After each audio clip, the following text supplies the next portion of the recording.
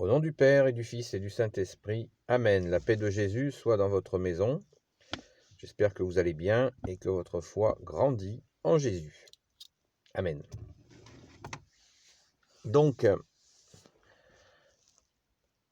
ce matin, je voudrais surtout que cette vidéo puisse servir aux personnes qui veulent revenir à Jésus, qui en ressentent un appel, même s'il est tout petit. Là, il n'est pas question du verre à moitié vide ou à moitié plein. Il s'agit même d'une toute petite goutte qu'il y a dans votre verre qui vous dit, ou quand vous entendez parler de Jésus, vous vous sentez attiré. Et c'est tout à fait normal. Donc rassurez-vous, c'est très bon signe. Et il ne faut absolument pas gâcher ça. Parce que c'est le salut. Pourquoi le salut? Parce que la reconnaissance de Jésus, il est vraiment profitable, il est essentiel, je ne sais pas comment vous dire, qu'elle se fasse avant notre passage, quand nous mourrons, nous allons rencontrer Jésus. Et si nous l'avons reconnu de notre vivant, ça va faciliter les choses pour notre vie de vivant, et ça facilitera bien sûr notre passage. Voilà. Donc, si vous ressentez même le tout petit appel, même si c'est tout petit, eh bien, il n'y a pas de taille. Personne ne peut juger la taille. Par contre, il ne faut pas le négliger. Voilà. Il faut y aller. Et il faut y aller, alors vous allez me dire, comment? Grande question. Comment faire pour retrouver notre seul sauveur, seul rédempteur? Déjà, un indicateur, sa sainte Église catholique. Alors, tout de suite, dès qu'on parle de l'Église, on prend les parapluies, les boucliers, pour ne pas recevoir des horreurs qui sont répétées, que je ne répéterai pas parce que j'en entends déjà bien trop souvent. Et on va se concentrer justement sur l'Église catholique en se disant que c'est celle que Jésus a voulu. Et on va se concentrer aussi sur le côté monument. Toutes ces réalisations que sont les églises, les cathédrales, les chapelles, des couvents, etc., qui ont été bâtis à la gloire du Père, du Fils unique Jésus et du Saint-Esprit. Et de se dire que toutes les personnes qui ont bâti ces monuments l'ont fait avec vraiment un don absolument magnifique. Il suffit aussi de penser à tous les saints qui sont des milliers et des milliers, et les saintes, pour ne plus penser à tout ce côté de jugement de l'Église qui peut être de nature à nous empêcher de. Parce que si vous entendez des horreurs sur l'Église, c'est uniquement dans le but, après les gens n'en sont pas conscients, mais dans le but de vous écarter de ce retour vers Jésus. C'est ça le problème. L'Église catholique est extrêmement variée. Il y a vraiment des gens très différents. Jésus a dit, je ne suis pas venu pour les bien portants, je suis venu pour les pécheurs et les malades. Donc, dans l'Église, il y a des gens très différents et on ne peut pas exiger dans une Église une perfection. Bien sûr que l'Église immaculée, Jésus, la Sainte Vierge, Saint Joseph, toute la cour céleste, l'Église est sainte, elle est immaculée.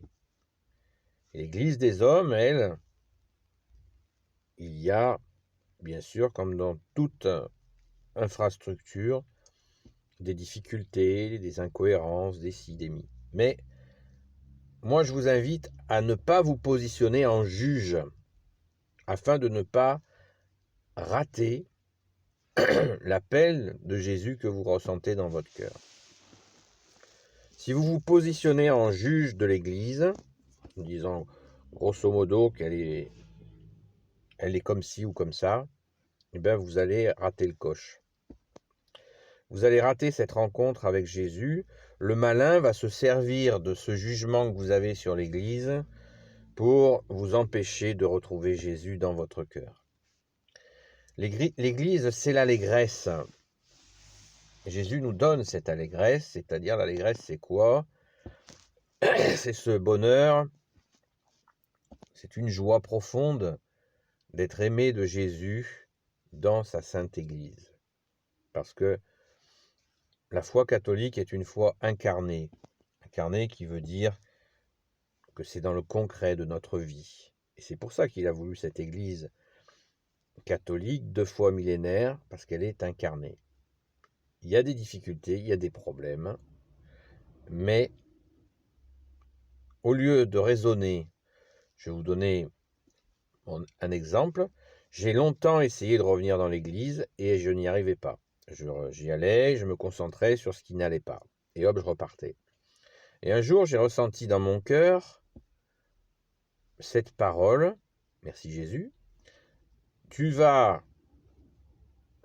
pas aller à l'église pour chercher quelque chose, tu reviens dans l'église catholique pour y apporter quelque chose.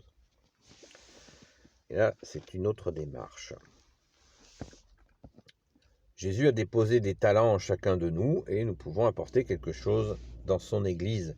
Et ainsi, nous incarnons notre foi dans du concret, en participant à la messe, en donnant un coup de main pour ci, pour ça. On peut avoir des tas d'idées, essayer de les mettre en œuvre. Si vous êtes empêché de les mettre en œuvre à un endroit, peut-être qu'à quelques kilomètres de là, un autre endroit vous accueillera bras ouverts pour mettre en œuvre votre projet, ce que vous aimeriez faire.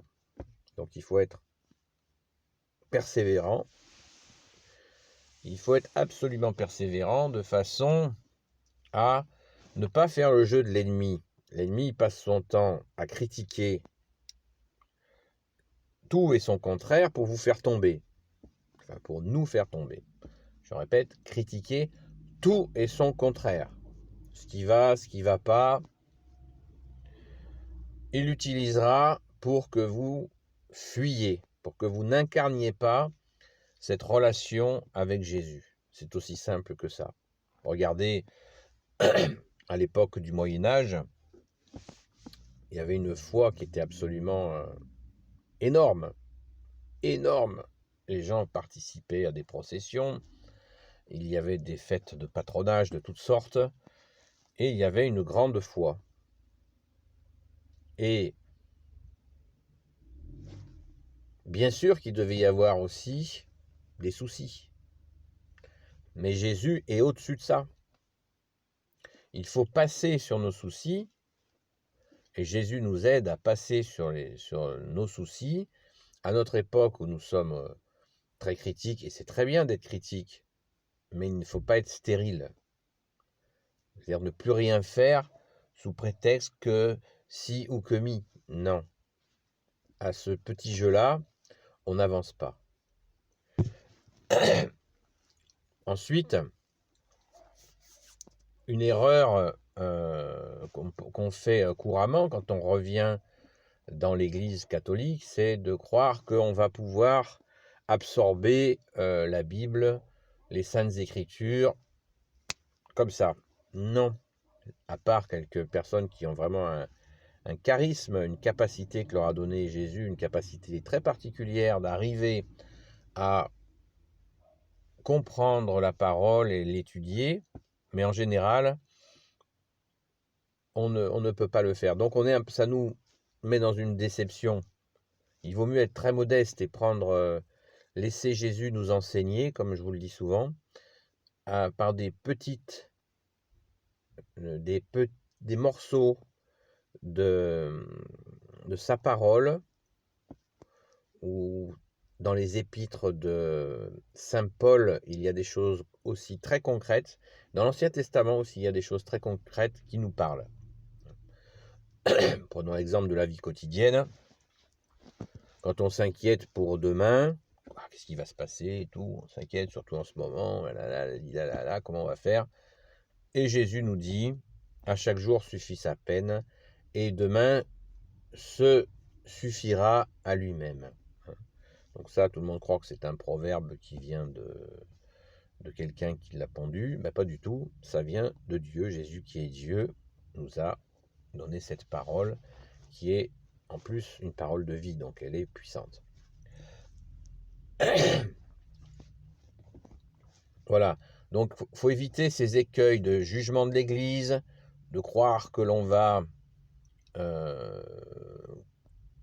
étudier la Bible, qu'en étudiant la Bible de façon forcenée, ça va... Non, ça c'est une méthode qui est très classique chez les protestants, où ils vont apprendre la Bible, apprendre, jusqu'à un moment donné où ils se séparent complètement de l'esprit, et ils en sont à la lettre.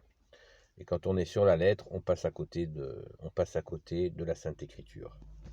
C'est ainsi. Donc on évite ces écueils-là. On va peut-être fouiller un petit peu les épîtres de Saint Paul, qui sont très variés, très concrets, puisque je vous le rappelle, les épîtres de Saint Paul étaient antérieures aux évangiles. C'est-à-dire que la parole de Jésus n'était pas encore écrite sur des livres, elle se transmettait oralement, et donc Saint Paul a commencé à rédiger des lettres. Quand il est parti, quand Jésus l'a envoyé, il a rédigé des lettres, et ces lettres-là sont très intéressantes. Donc je vous invite, encore une fois, à les lire, en lire des... Mais pareil, ne lisez pas ça comme un roman. Lisez ça à petite dose et méditez-le, mendiquez-le. Mendiquer, ça veut dire le digérer. Voilà. Après, ce qui peut être aussi une porte d'entrée c'est les saints. Parce que la tradition nous enseigne que la vie des saints, les saints ont vécu notre condition d'homme avant de devenir des saints. Donc ils ont vécu ces moments de doute, ces moments d'inquiétude, ces moments... c'est une réalité. Donc il faut se rapprocher de saints. Des saints qui parlent à votre cœur et qui vont intercéder pour vous dans votre cheminement pour cette relation avec Jésus. Allez vers un saint qui vous touche, ou une sainte qui vous touche. Là, nous sommes les amis de Sainte Marie-Madeleine. Nous sommes touchés. Sainte Marie-Madeleine nous touche. Nous avons vraiment on se sent vraiment touché par le parcours de Sainte Marie-Madeleine, qui est vraiment tout à fait particulier. Et soyez à l'aise. Il y a vraiment une quantité absolument immense de saints et de saintes, et avec des parcours absolument magnifiques. Voilà, donc ce retour dans l'Église, il faut être à la fois tranquille et constant. tranquille et constant. Parce que il faut bien comprendre le combat. Jésus vous fait signe dans votre cœur. Il y en a un à qui ça ne plaît pas du tout. Il ne veut pas que vous reveniez dans sa Sainte Église. Pourquoi? Parce que c'est incarné. J'insiste sur cet aspect-là, parce que vous allez rendre concret votre foi. Vous ne serez pas quelque chose de vaporeux, de gazeux. Ça sera incarné. J'espère que vous comprenez ce que je veux dire par là. Parce que tant qu'on ne retourne pas dans l'église, ça reste un petit peu dans l'air. Et quand on va à la messe, quand on va à la Sainte Messe, quand on va tout simplement régulièrement dans l'église, et puis qu'on mène des activités dans l'église, aussi, on peut faire des choses, eh bien, on incarne notre foi.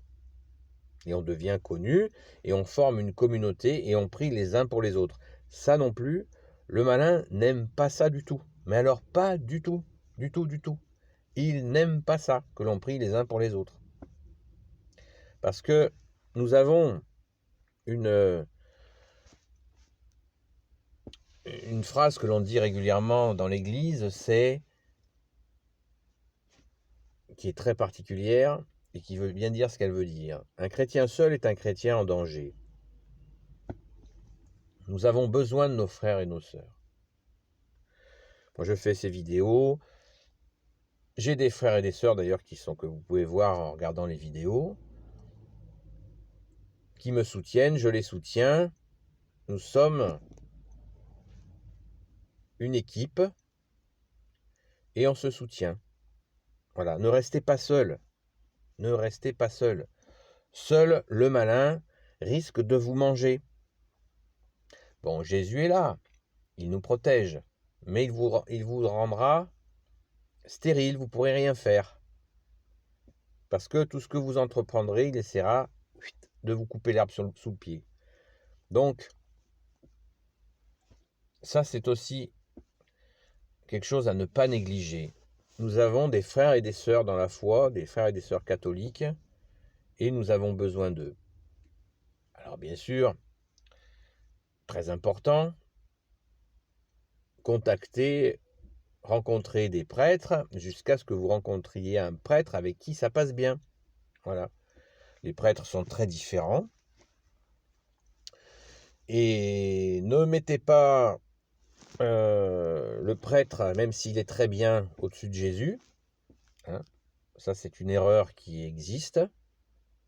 Le prêtre est serviteur de Jésus, et même s'il est éloquent, formidable, etc., il faut que nous restions tous en adoration devant Jésus, même quand il y a des personnalités qui sont vraiment très touchées. Parce que quand on voit des fois des paroisses où le prêtre est mis sur un piédestal, c'est inquiétant. C'est inquiétant parce que un jour où ce prêtre s'en va, des fois, les choses s'écroulent. Donc il faut absolument, impérativement, bien rester en adoration de Jésus. C'est lui le maître, c'est lui qui nous aime, c'est lui notre ami, c'est lui notre plus grand amour, et il faut bien se le rappeler. Sinon, les déconvenus seront au rendez-vous, hélas. C'est ainsi et c'est normal. Jésus a donné sa vie pour nous, notre reconnaissance va à lui. Nous pouvons être polis, convivial, tout ce que vous voulez, mais notre dévotion, notre amour doit aller à celui qui nous a sauvés. Rappelez-vous l'histoire des 10 lépreux que Jésus purifie. Eh bien, il les guérit et il n'y en a qu'un sur les 10 qui revient se jeter aux pieds de Jésus pour le remercier. 1 sur 10. Ça fait pas beaucoup. Voilà. Donc soyons ce lépreux guéri qui se jette aux pieds de Jésus et qui le remercie. Comme nous, les amis de Sainte Marie-Madeleine, nous voyons Sainte Marie-Madeleine se jeter aux pieds de Jésus pour lui demander pardon et pleurer sur ses pieds et essuyer ses pieds avec ses cheveux. Ça, c'est notre... voilà, et puis bien sûr, Marie-Madeleine qui voit Jésus ressuscité la première. Ça, c'est absolument magnifique. C'est la résurrection. Alléluia, merci Jésus. Voilà quelques pistes, les amis, ou futurs amis, peut-être, de ce qui pourrait vous empêcher de revenir dans l'Église catholique, déjà revenir à Jésus, parce que l'Église est au service de Jésus, ne le perdons pas de vue. Elle est la tête de Jésus est la tête de l'Église, donc ne le perdons pas de vue. Voilà. Et pensons à cette étincelle que Jésus a déposée en nous, que, à mon humble avis, vous ne devez en aucun cas lâcher. Ne lâchez jamais cette étincelle de notre bien-aimé Jésus, car il est le salut et la paix. Et il est la résurrection. Il est la porte qui nous mène au royaume des cieux, près de son Père.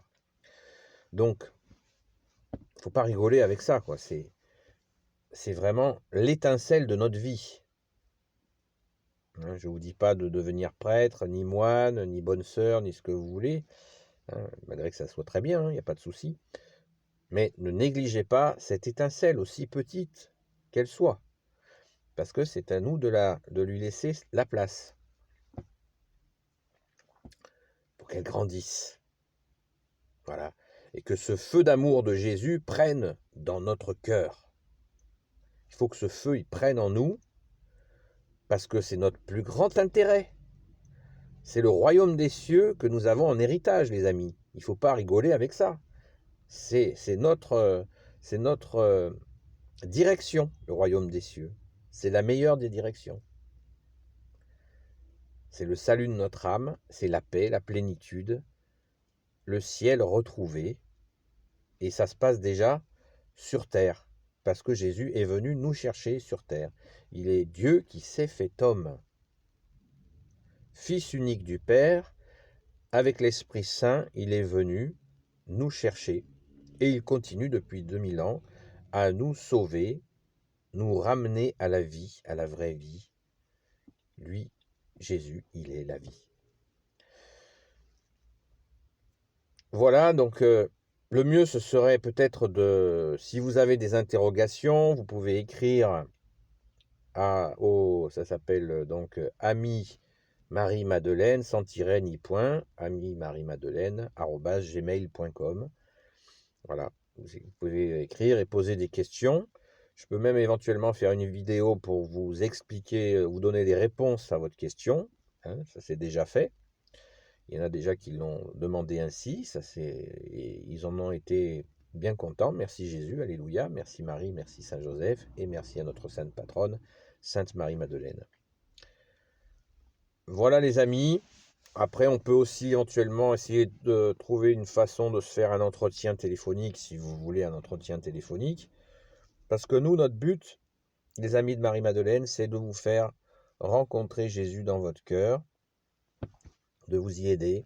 Voilà. Nous ne sommes ni une association, je le répète sans cesse, nous n'avons pas de compte en banque, etc. Tout ça, c'est pas pour nous. Nous avons la joie d'aimer Jésus à partager avec notre sainte patronne, Sainte Marie-Madeleine, à qui nous demandons de nous guider. Amen. Béni soit le Père, le Fils et le Saint-Esprit. Amen. Ô Jésus, toi qui peux tout et qui portes tout, toi le Sauveur, toi l'Emmanuel, je te confie toutes celles et ceux qui qui ont reçu cette étincelle de toi, bien-aimé Jésus, et qui s'interrogent. Je te les confie, Jésus, à toi qui peux tout et qui porte tout. Marie, Reine des cieux, toi l'Immaculée Conception, Sainte Marie, toi qui écrases le serpent, toi qui as la lune sous tes pas, je te les confie. Saint Joseph, toi le juste et le saint, toi le sage, toi la terreur des démons, toi qui es le saint gardien de l'Église, je te les confie. Sainte Marie-Madeleine, et vous tous les saints et saintes amis de Jésus, je vous les confie. Saint Michel Archange, qui est comme Dieu, Saint Gabriel Archange, Saint Raphaël Archange et tes anges guérisseurs, et vous tous les anges qui servez Jésus, je vous les confie. Amen. Béni soit le Père, le Fils et le Saint-Esprit. Amen. La paix de Jésus soit dans votre maison. À bientôt les amis, et répondez à cette étincelle. Vous ne serez jamais déçus. Merci Jésus.